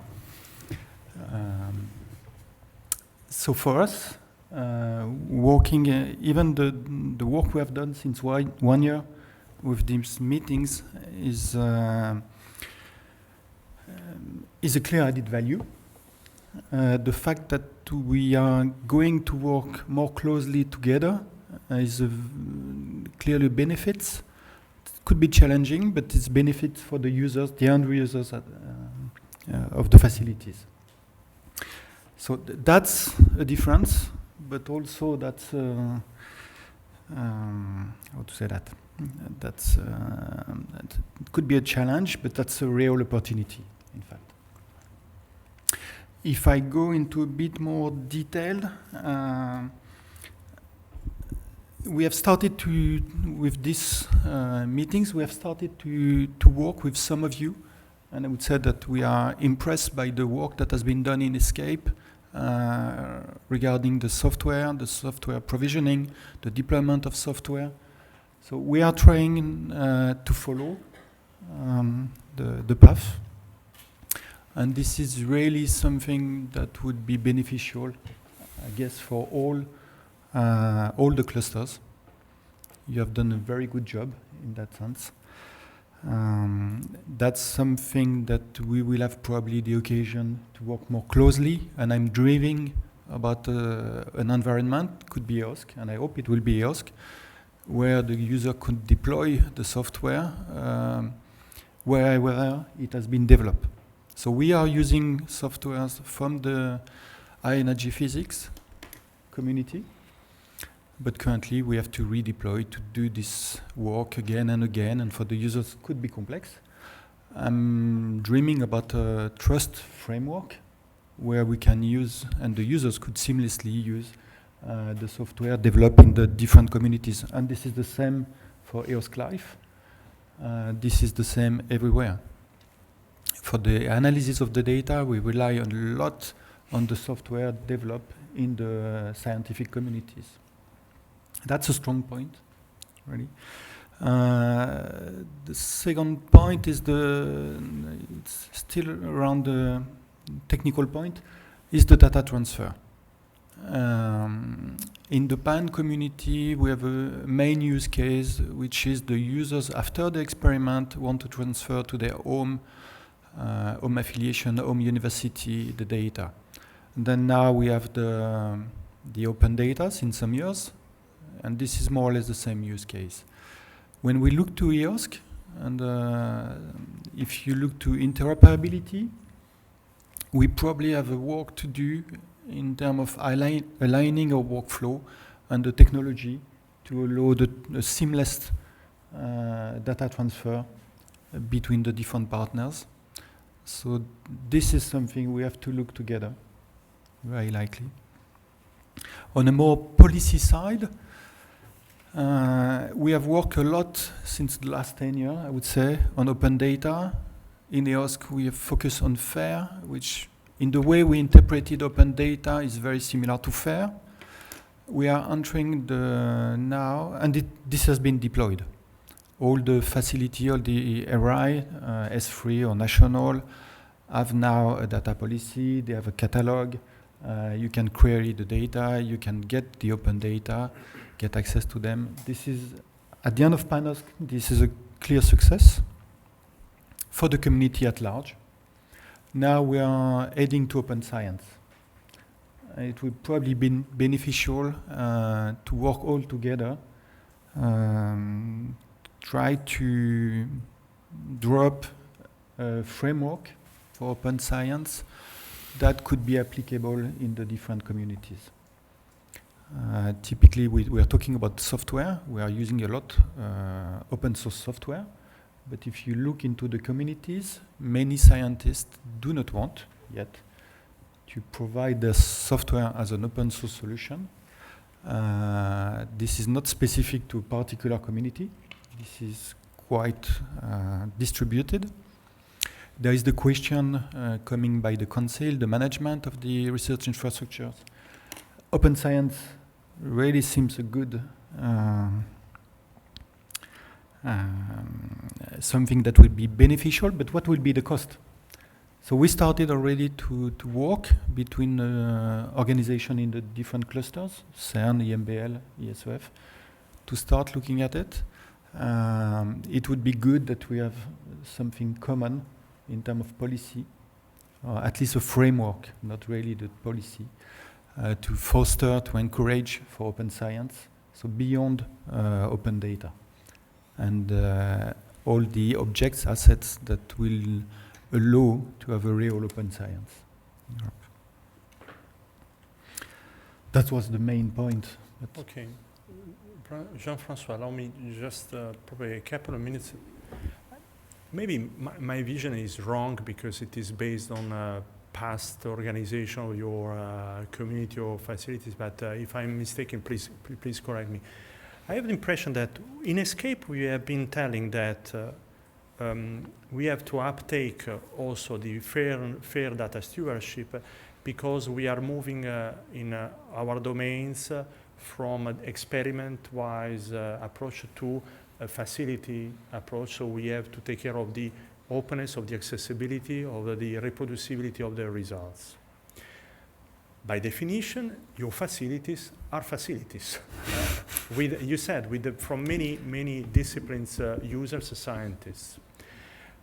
Then another difference is that I believe that our big science research infrastructure are very close to yours. Yours are also big science projects, but in our case, we had to take care of the computing and data infrastructure to exploit the infrastructure. I have the impression that traditionally was not the case in light sources, or I'm wrong. And then the second point is that when you say the community doesn't want to open the software, are we talking about the minimal software to allow to manage the measurements done in your facilities, or software coming from different domains? Okay, I will try to answer, and if I forget something, you will let me. Okay. For the treatment of the data, with the volume of data that are generated by the new instruments, we have to provide the resource, the services for users to perform the processing and the analysis. We are talking about some data sets that could be some gigabytes, but quite often now it's a few terabytes, 50 terabytes, 100 terabytes. If we want to keep our users, if we want that this experiment at the end produce science, that there is papers, that this is communicated, and real science, we have to provide these services. So this is something that we are doing. There is some questions which are open in the community. Do we have to do the same for the open data? Because opening the data, letting people access the data, download the data, it has a cost. But if you need to provide the resources, to fund the resources for processing the data, that's another story, which is a clear open question in the community. With project like Panosco, where this is funded, you try it, you do some test bed with the users, but do we have the resources to do that, and the benefits of doing that, is it worthful? This is a clear open question. I think I answered the first question. Mm-hmm. The second one was? When you said the software... when I was talking about the software which are necessary to reduce the data. In the community there is something like probably 300 different instruments, and from these instruments what we call data reduction is getting the data in a form which is usable by scientists of the domain. All this part is done with software that are developed in the facilities, and we are all committed to open science. So these software are all open source, they could be checked, okay. They are well managed. But behind that, this is a team of scientists and software developers who are paid for that and recognized. What I was talking is the community. Then from going to this level of data to extract the scientific knowledge, this is quite often software developed in the scientific communities.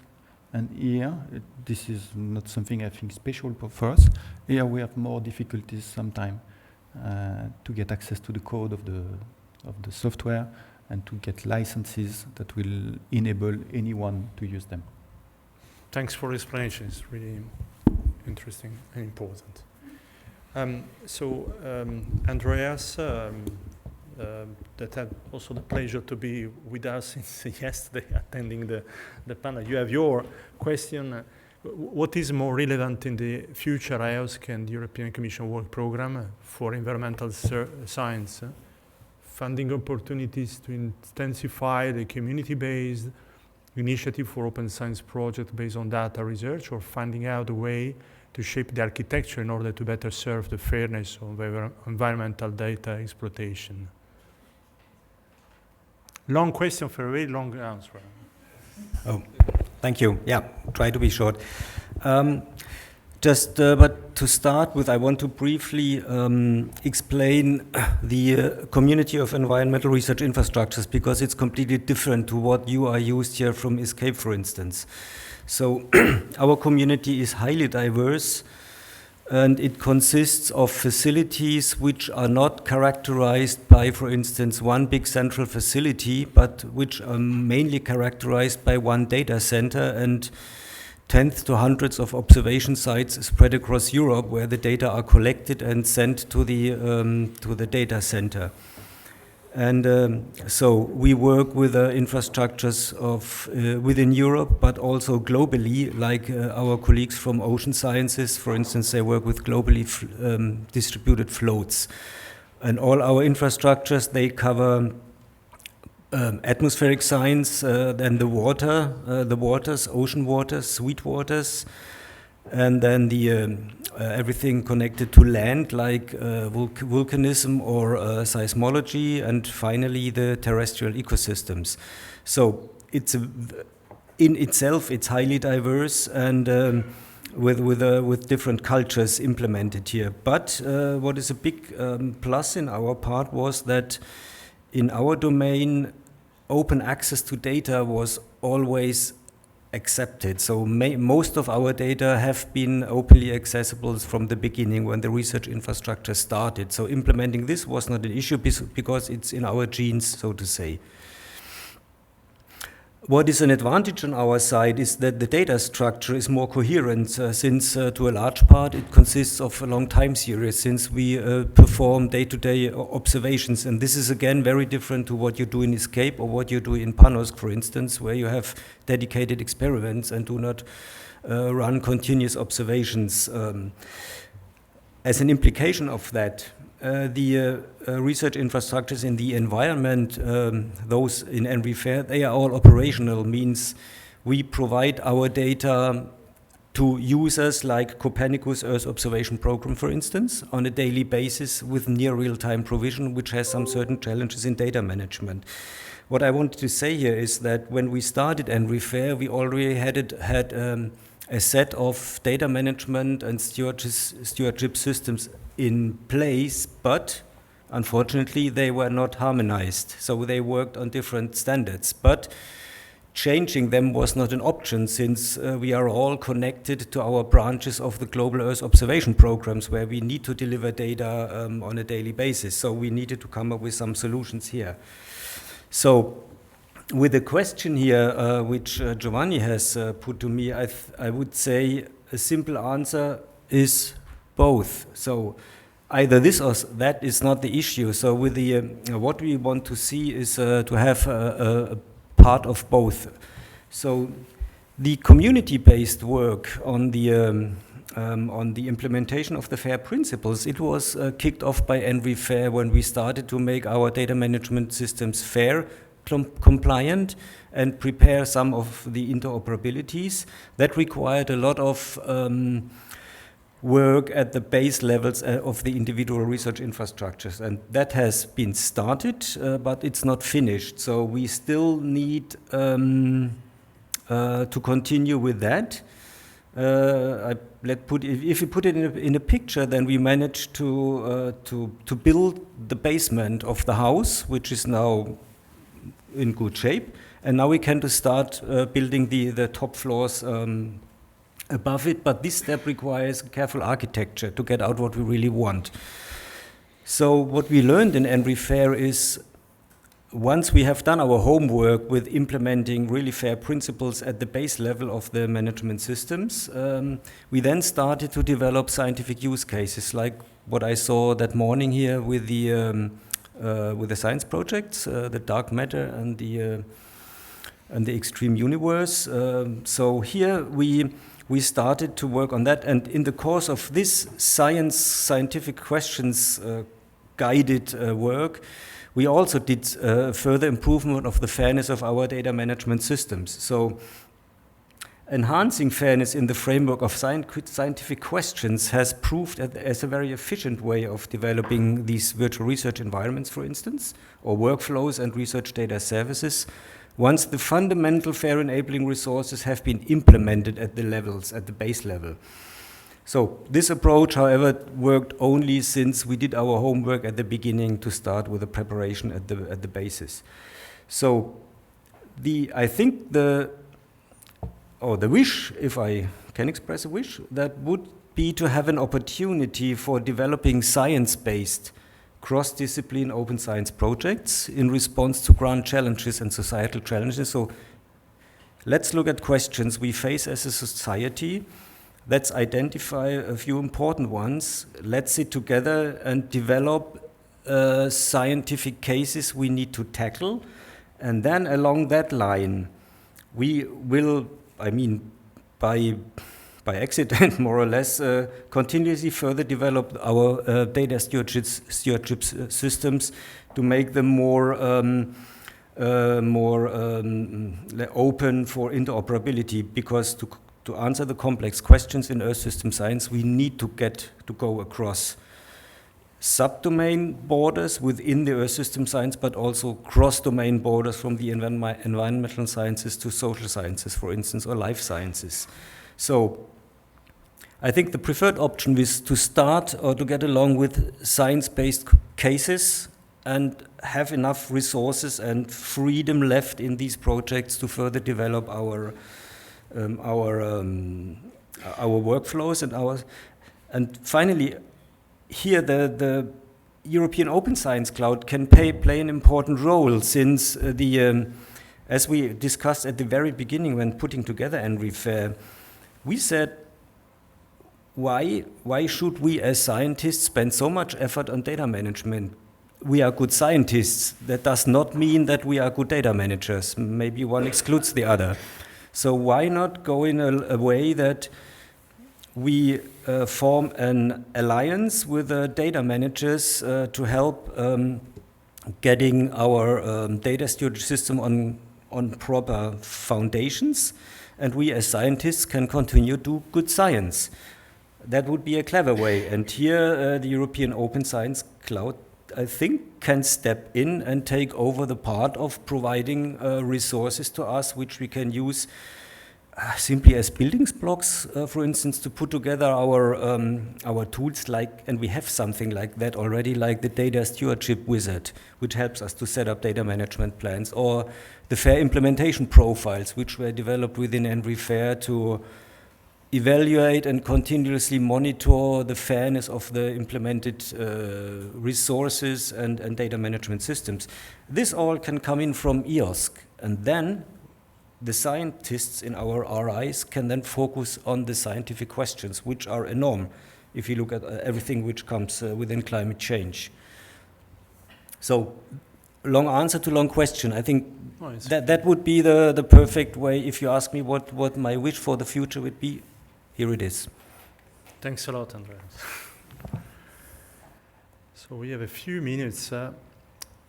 Maybe we are proposing here a few more subjects. Probably some of them have been already considered, but in the remaining 7 minutes, first of all, I want to ask to you all, ESCAPE members, if you have any comments or any question. Yeah, you have one more.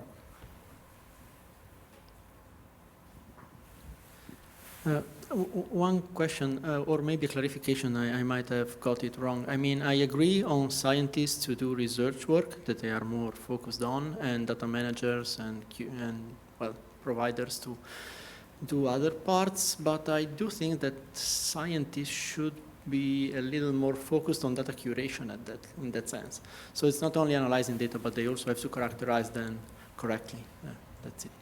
No, we had the discussion when talking to students, mainly to young scientists or to very old scientists, that we need to convince them that it's worth spending some resources for research data management. It makes your life much easier. We are quite lucky and have convinced many people, but what I mean is the level of experience.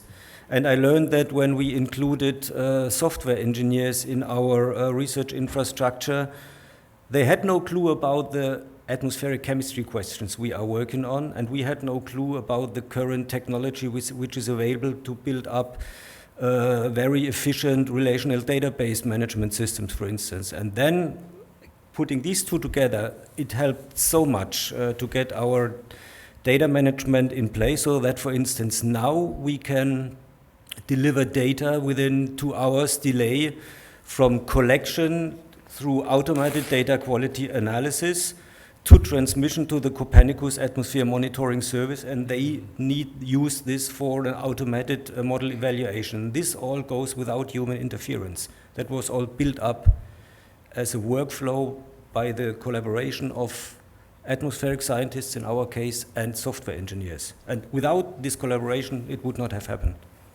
Yeah, thank you. I think that this is another bridge, a language bridge that has to be put across the technical part and the science part.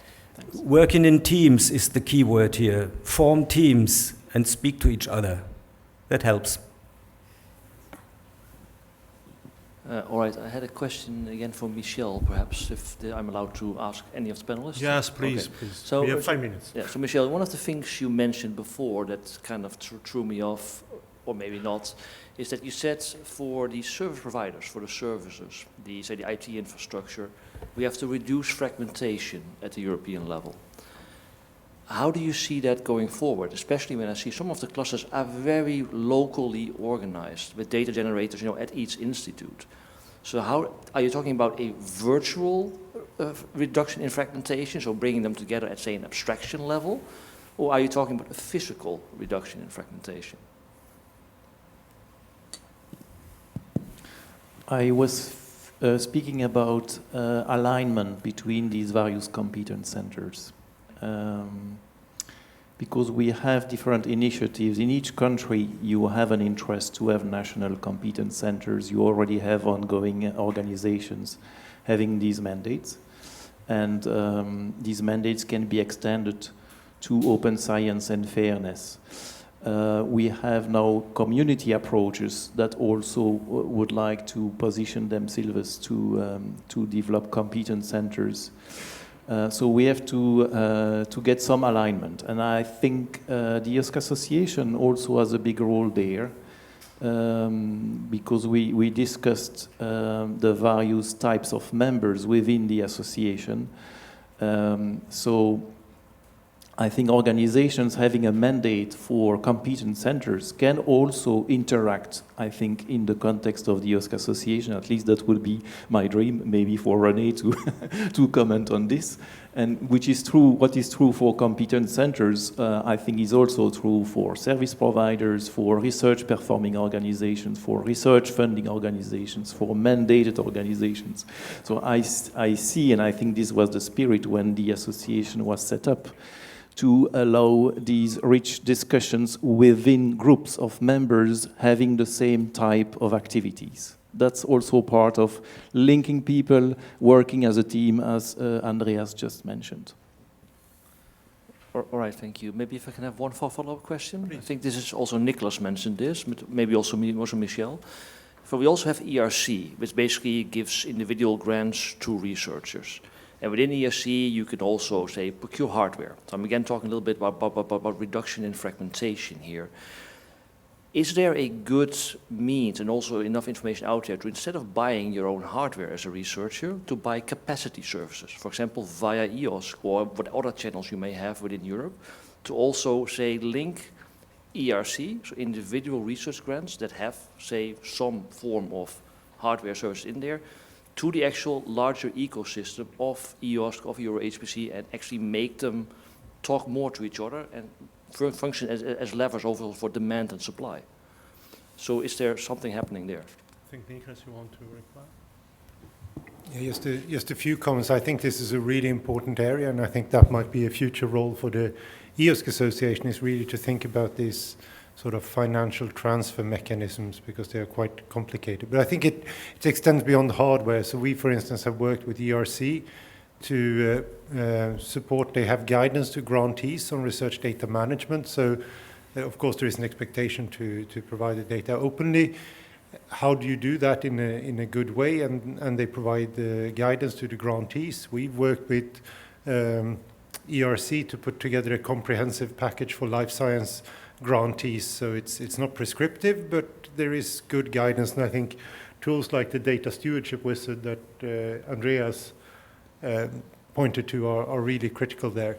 And so maybe that's the sort of, if I look at this, I think there are a couple of areas where we can work together as clusters, and we can work together with stakeholders such as ERC, the European Commission, or the EOSC Association. And I think research data management is really one of these areas, both in terms of guidance, in terms of training, but also I think we start to see convergence in tools like the data stewardship wizard, which is great. If it's used across a number of clusters, it means it's much easier to sustain that software. I think the other area is tools, and I think it's the same type of arguments there around the sustainability of the frameworks that as they become more sort of adopted. People, we haven't talked a lot about people, but I think people development is really, both in terms of young researchers and in terms of people within the community, is really important. And again, I think the example for ERC speaks to that. How do you help the young grantees to fulfill the obligations that come with the ERC starter grant in a way that sort of doesn't detract them from the science, but really allow them to focus on the science? I think that's a really important part of what we do. And then I think coming back to what you asked about financial transactions, I think that's an area. How do we link sort of facility access to data access, data facilities, and allow that, if you want, democratization of science? So how do we allow people to access this across Europe without necessarily having to move to large institutes are really important. So I think those are areas where we can work together as clusters, and I think work together with these stakeholders. All right, thank you. Any comments? Although we have 0 time, 27 seconds, but Andreas, you want to make a final comment? Yeah, I just want to second what Niklas is saying, since I think it goes beyond working together, it goes learning from each other, because we come from very different backgrounds with different needs, but as we made and we were caught by surprise when we were setting up that position paper which you showed yesterday, and we wrote up our expectations from the science clusters towards EOSC, what we want from EOSC. At the end, it turned out that we all want the same, almost. Not completely, but to a larger part. And I mean, here, that's a field where we can and will work together with also with the technical people from EOSC, that we have needs from our side. We confront the EOSC developers with our requirements, which are, let's say, similar to the cluster and which are different for the various clusters. An example is, for instance, the current discussion on the open air approach for a metadata format to ease ingestion of data or metadata into EOSC.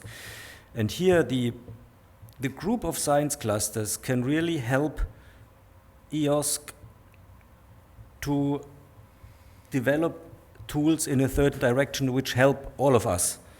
And that's much more than going around and asking everybody independently what they need. So here, this is a real benefit among the clusters, that we can become more and more interoperable. That's at the end what we want. And on the other hand, give clear guidance or a book of requirements to EOSC technical people, what we need on their end, or AAI requirements. There are a couple of these very general, non-domain specific services which all of us need. And this can be really a good input, or is a good input to the EOSC exchange development to help providing them the best possible solutions for our requests. Thank you, Andreas. I suspect, to be correct, your question was addressed to Niklas and Michel. If Michel wants to add anything to the topics, and I think René wants also to say something before concluding. You can use this one. Okay.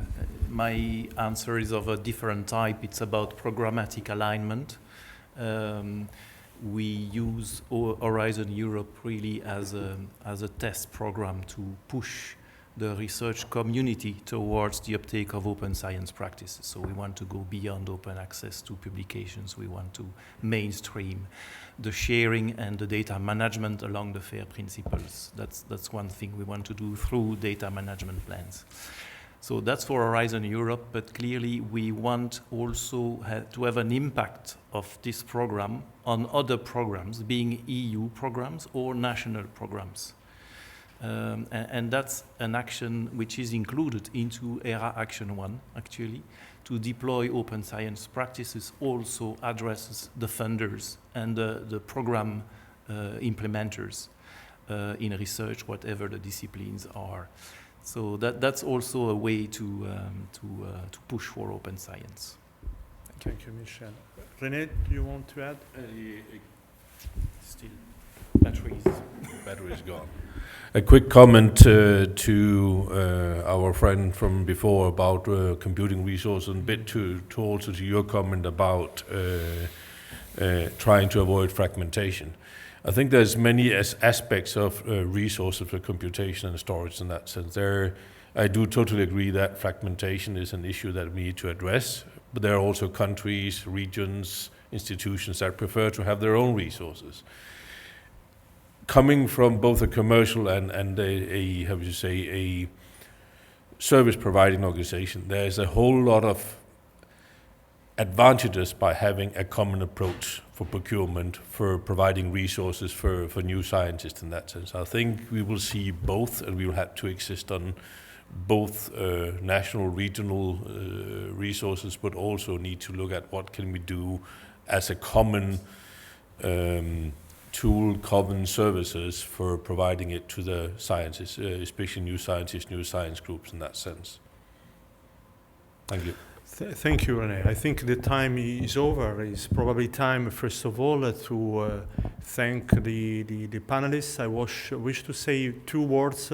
First of all, that I hope that the ESCAPE members, the attendees here in the room, as well as those that are online, have appreciated this initiative that we have with the panel discussions, with the classes, because I thought that it was an opportunity also to share largely the fantastic discussions that we have every 2 weeks among us, and periodically also with the Commission, with the EOSC Association. So thanks a lot for attending, thanks a lot for accepting the invitation as panelists, and thanks for sharing with us your views.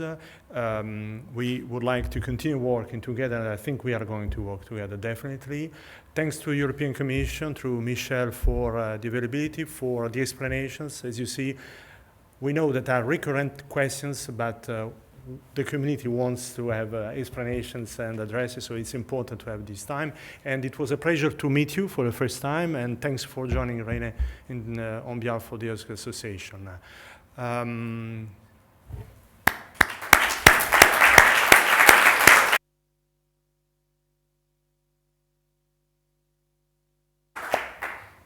Silvana. Thank you, Giovanni. Thank you, panelists. So I'll come over here. So I think that was an extremely stimulating last session. I think it also, I just want to draw in from the session before, and also what Stephen said earlier, the exchange of the citizen science part. Clearly, there are some wonderful test science projects involving citizen science, but not only in EOSC Future, but in an array of different projects.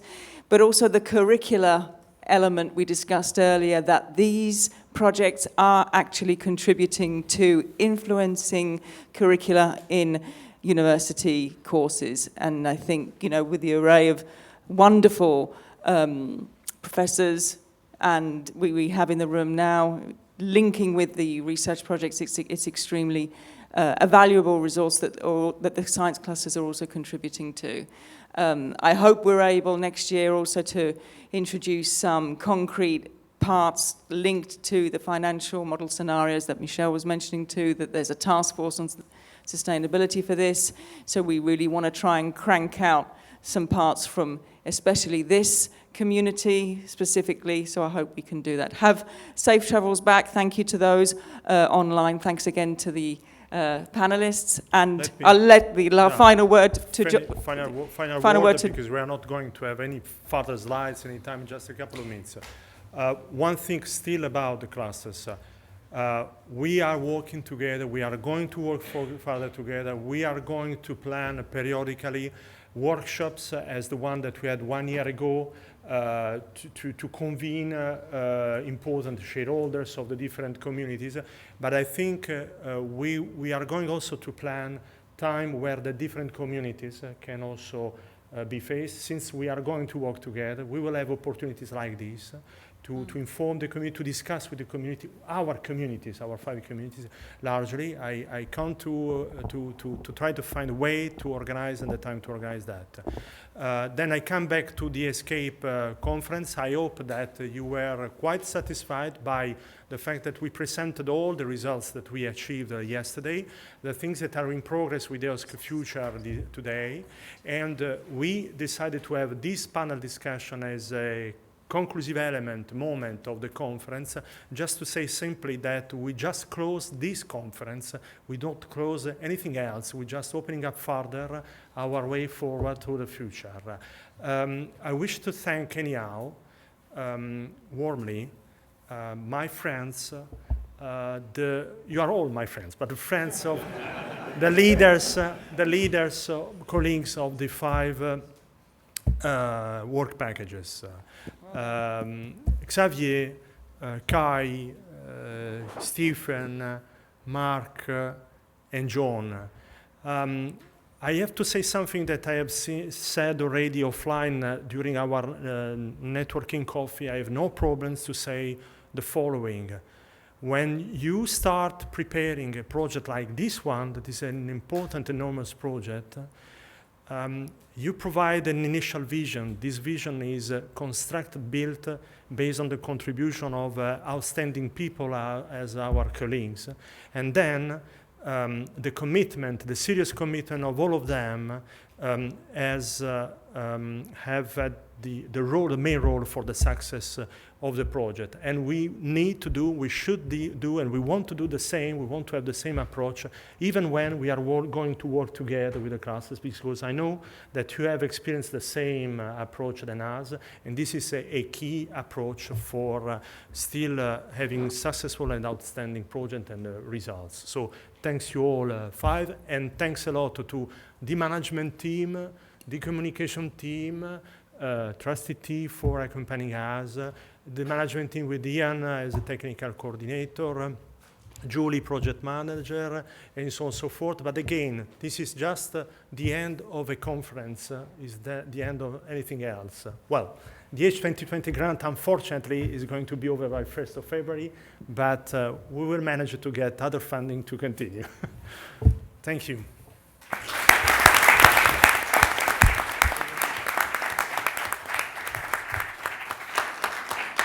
Thanks, Giovanni. I know you mentioned Julie and Maud, and Rita's just gone, and Ruben and the tech team. So just to close that, so thanks a lot. And thank you all again.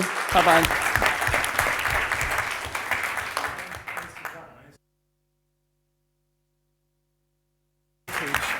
Sorry? Sorry if I missed the